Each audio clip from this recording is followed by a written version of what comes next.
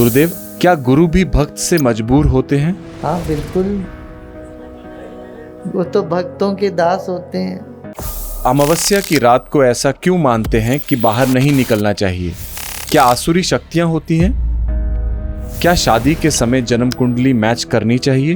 परिहार कर लो, प्रार्थना करो, सब चलेगा। जीवन का मर्म क्या है? जीवन का मर्म जानना चाहता तू? अच्छा, How do I express my thoughts effectively? you have already asked effectively that you want to express your thought. I think of something, but I say something completely different. I keep on jumbling myself. What do I do? ओह, गुरुदेव, हम मंदिर में घंटी क्यों बजाते हैं? ताकि तुम्हारे मन में बहुत से विचार घूमते रहते ना, घंटी की आवाज़ से अभी वर्तमान में हो जाओ, इसलिए इतना जोर से आवाज़ करते तुम सोच नहीं पाओ, तुम्हारा सोच बंद हो जाए। हाँ, बड़े बड़े नगारी, ड्रम्स वगैरह बजाते हैं, ये नादस्वरम बजाते हैं, शहनाई और घंटी, शंख, इतने आवाज़ के साथ फिर मन विचारों से हटके वर्तमान में आ जाता है, उसको थोड़ा राहत मिलती है। इसलिए बाहर की हर आवाज़ मन की आवाज़ को दबाने के लिए थोड़ी देर के लिए, मगर थोड़ी थोड़ी देर उसको दबाने के बाद फिर वो मौन में जाना चाहिए। इसलिए ज्ञान की गहराई में उतरते फिर वो सब शब्द भी जो है ना बोझ लगता है। मगर जब दिमाग में शब्द ही शब्द भरा हुआ है, बहुत परेशान हो विचारों से, तो ये राहत देती है उसको। The question was why they ring the bell in the temple. It's an ancient tradition.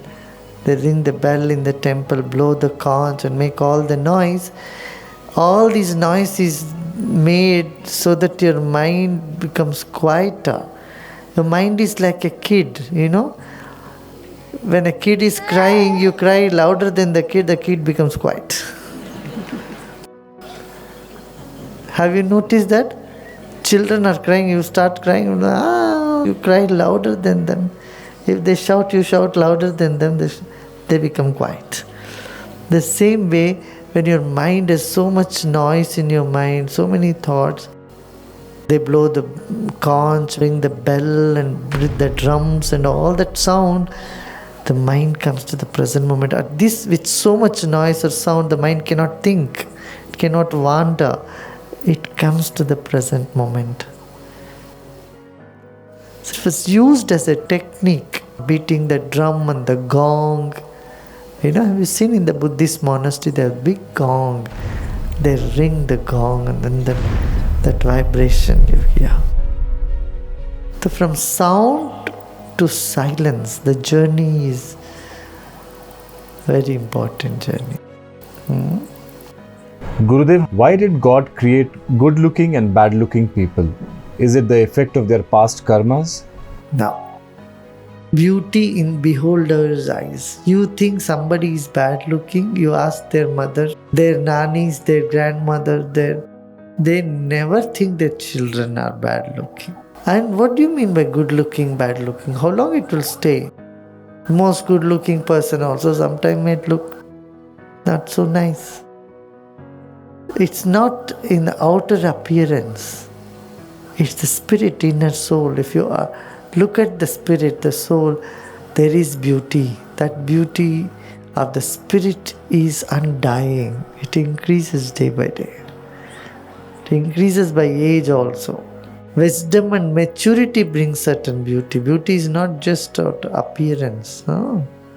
Similarly, ugliness is not just out of appearance. Somebody may look very good with good makeup and all. If their heart is very ugly, mind is all twisted and full of negativity, however nice they may appear, their vibrations will tell you they are not beautiful. Yeah?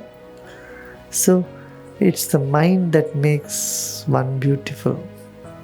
Gurudev, is there a relation between the 7 chakras and the 7 levels of existence? Just the number is same. गुरुदेव, हमारे जीवन में मौन का क्या महत्व है और यहाँ से जाने के बाद हम अपनी डेली रूटीन में इसे कैसे कर सकते हैं? नहीं, डेली रूटीन में मौन नहीं रखने की जरूरत है, ज़्यादा बोलने की जरूरत नहीं है। मौन का महत्व क्या है गुरुदेव? थोड़ा मौन रहोगे तो सोच समझ के बोलोगे, बोलते ही रहोगे तो पता नहीं तुमको भी समझ में नहीं तू क्या बोल रही है। गुरुदेव, अमावस्या की रात को ऐसा क्यों मानते हैं कि बाहर नहीं निकलना चाहिए? क्या आसुरी शक्तियां होती हैं? पुराने ज़माने में अमावस्या की रात तो बहुत अंधेरा होता था, बिजली नहीं होती थी, तो लोग कहीं जाके कहीं सांप के ऊपर पाँव ना रख जाओ, तुम कुछ ना गड्ढे में ना गिर जाओ, ये इस करके कहते थे। हाँ, फिर भी ऐसा नहीं कि अमावस्या के दिन सफ़र ही नहीं करना चाहिए, कुछ कुछ है, ग्रह गतियों का भी है कुछ असर। हाँ गुरुदेव, जीवन का मर्म क्या है? जीवन का मर्म जानना चाहता तू? अच्छा, बहुत अच्छा है, अच्छी बात है। ऐसे आते रहो या बैठते रहो, अपने आप एक दिन खुलेगा अंदर से। हाँ, How do I express my thoughts effectively? you have already asked effectively that you want to express your thought. Gurudev, I think of something, but I say something completely different. I keep on jumbling myself. What do I do? Oh, more silence program. Don't you see you are already improved? How much you have improved? 50% you have improved. So you know the way how you can improve another 50%. More silence course. Repeat the basic courses. Yeah? गुरुदेव, क्या शादी के समय जन्म कुंडली match करनी चाहिए?